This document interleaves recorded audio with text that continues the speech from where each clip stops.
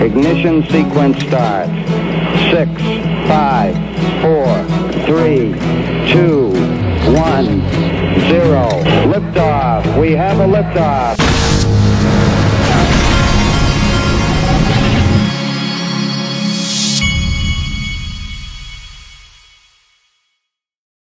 This is the digital asset investor.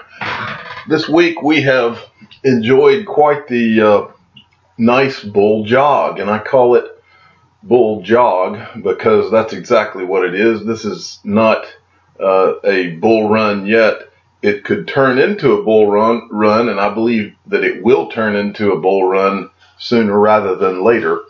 But the reason I call it a bull jog is that we've had around $22 billion in new money that has come into the system, and that is literally nothing in the scheme of things. But what I do want to show you is how this very likely could trigger everything into an actual full-on bull run, and how I think it will. And it's most likely going to happen sooner than we all think, because the table has been set. And right now, so the last 9 or 10 months, we've spent these 10 months. In fact, when I was deciding what video I was going to put together this morning, it was kind of difficult to put a video together because in the last 10 months, while things have been bad, we've had so much good news. It's been easy to report good news and awesome things that are happening with Ripple. But the second that this bull jog the last week began to happen, it's almost like it's almost like there wasn't the need to put out the articles talking about all the great things Ripple was about to do with XRP. And so all of the articles are more or less about about the fact that Ripple or XRP has gone on a run the last few days. And so I decided I would focus on that, and how the mainstream financial media has taken a hold of that. And this could easily, all it's going to take is one spark on top of this coverage that Ripple and XRP and the crypto space in general is getting. So let's look at a couple of them.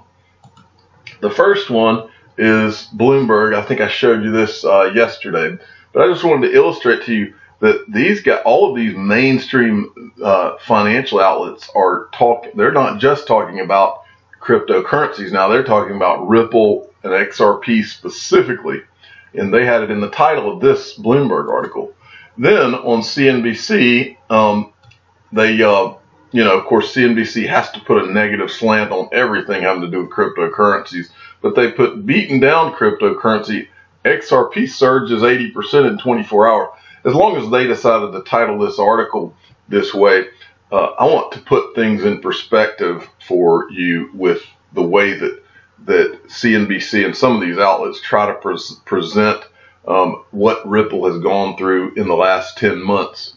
Ripple, it's true, and they love to tell you that Ripple's gone down 90 or so % this year. But what they don't want to talk about is that Ripple went up 37,000% last year. And that's what they don't want to tell you about the crypto space in general, is that,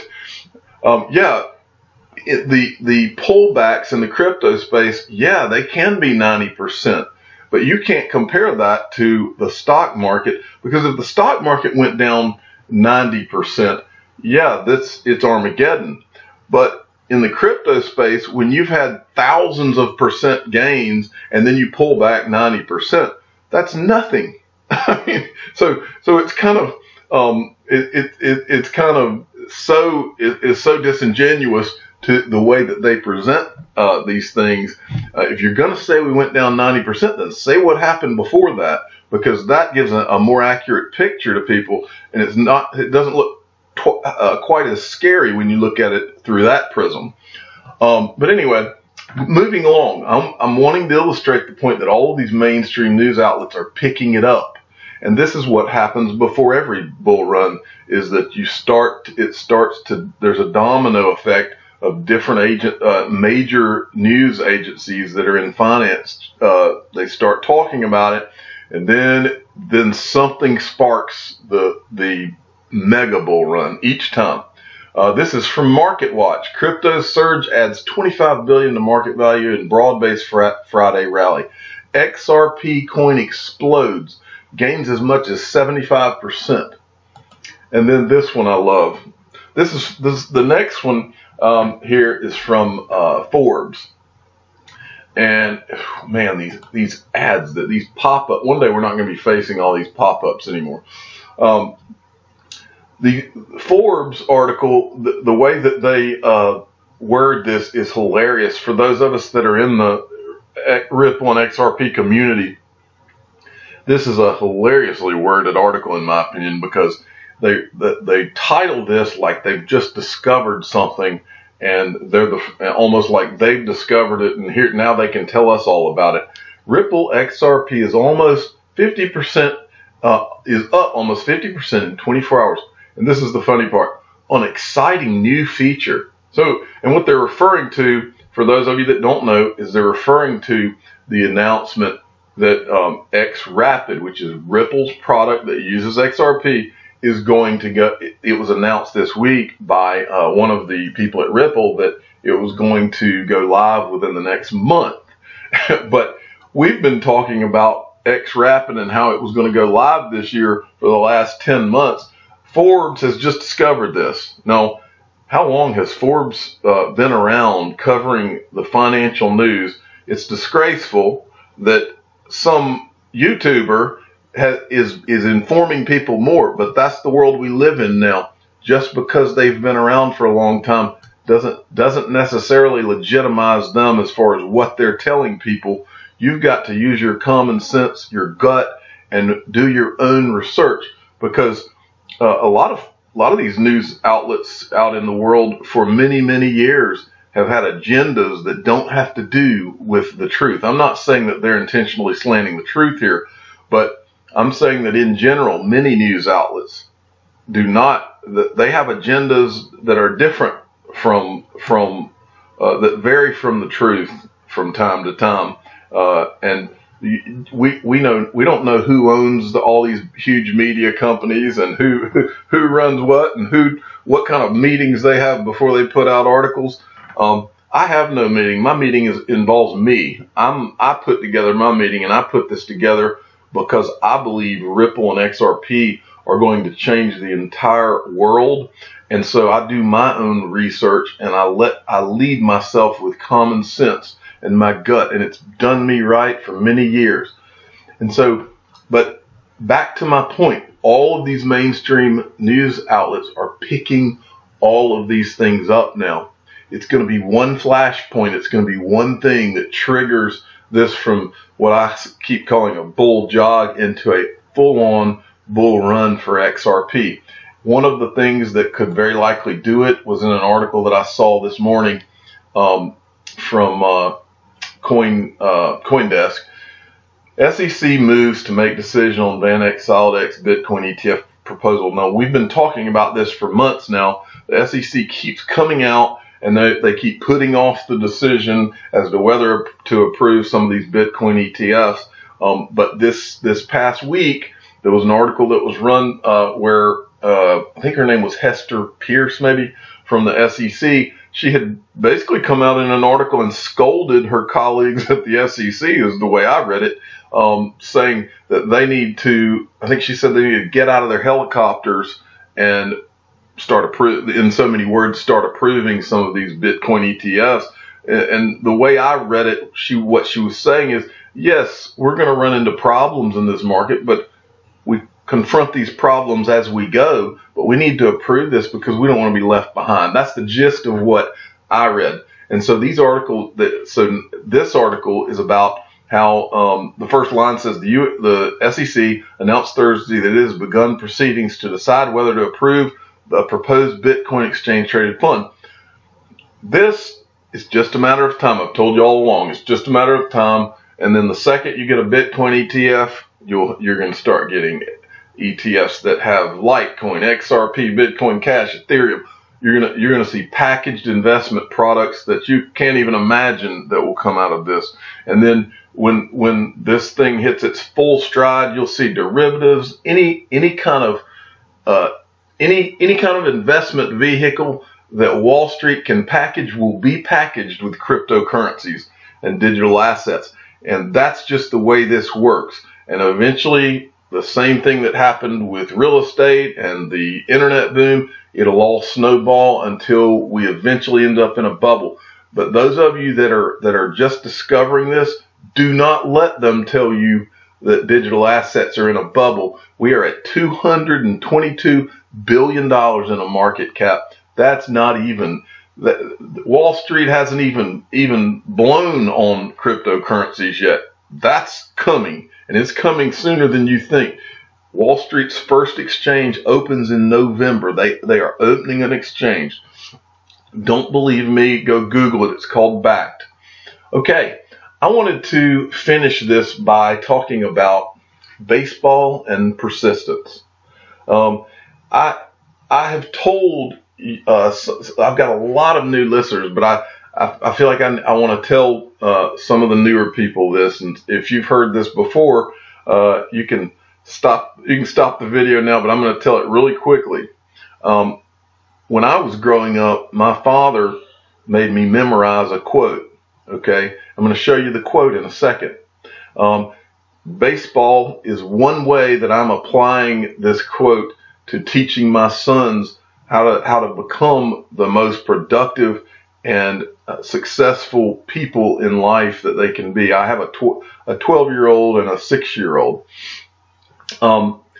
Right now, and my channel is about investing in digital assets, specifically XRP, and I believe that many of you that are listening will become very wealthy from it. Many of you will just make a lot of money. But in my opinion, regardless of how much money you have, you will never be truly happy if you're just sitting around. You could be worth $20 million, and if you're just sitting around, you're going to be miserable. And so my point is that you're going to do something. Now, that doing something may be retiring and traveling the world, but you're going to do something. You may be working in your garden for the rest of your life. I don't know, whatever your thing is. I just put a brisket on the smoker. I like to smoke meat. And so that's one of my little hobbies, but you're going to be doing something. And I personally, no matter how well I do with XRP, and I know I will do well, I'll be doing something. And if you're going to do something, do it better than everybody else. That's the way I look at it. And that's the way I was taught. And so that's why I'm telling you what I'm telling, especially talking to you young people out there. Do not get caught in the trap of making a lot of money. Some of you could become millionaires at a very young age. And if you do, I highly recommend that you decide something productive that you can do and apply what I'm about to tell you to that. My sons are, from a very early age, I decided that I would show them, I wanted to teach them how to become the best at one thing. Now, the backdrop to this is I make sure my kids get straight A's, but I also wanted them to be very good at one sport. Both of my sons are going to be big guys. There's a good chance they'll be 6'3" to 6'5" or 6. And so I'm not really interested in them playing football, and so I decided baseball would be the next best big man sport. So what I did was I studied what the best baseball players in the world do.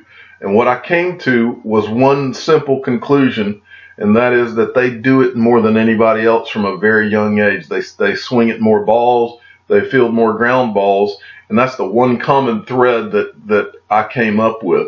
This video here on YouTube of Freddie Freeman, we've studied it, and what I did is my first son did not get the same benefit as my second son because I was kind of in the learning process. I started my son at 7 years old. I put a bucket off of the tee, and I do a bucket throwing to him, and we do that 3 times a week, year round. We've done it since he was 7. My 6-year-old, we started him when he was 5. Now, I tell you all of this because I'm trying to teach these kids one thing that's more important than anything in life, and that is persistence. And I'm going to finish you with one quote, and this applies to my sons in baseball in this particular way. Persistence is what it's all about.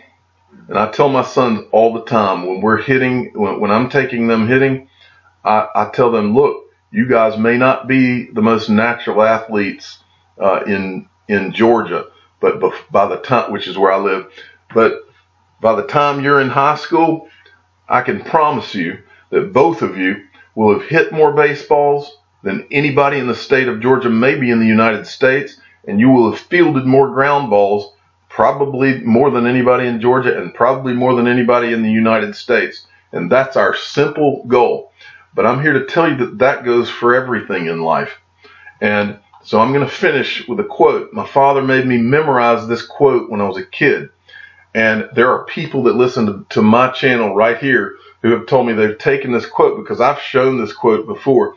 They've taken this quote, which you should do, and cut it out or write it down or type it out and look at it every day of your life, because in my opinion, in just about anything you do in life, this sums it up. This is the most important thing. This is a quote from Calvin Coolidge.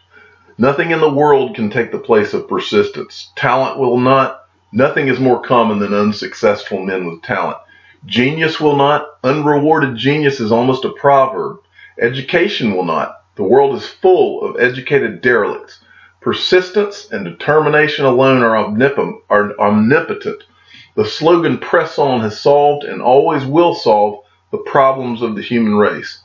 And so remember that, and remember these people that I can't tell you how many people in my life that I have seen use lazy excuses not to outwork everybody. When I was a financial advisor, when we first came out of training, I was told the whole time I was training is that if the boss does not see you on the phone calling people, trying to talk to them about managing their investments, then you will be out of there.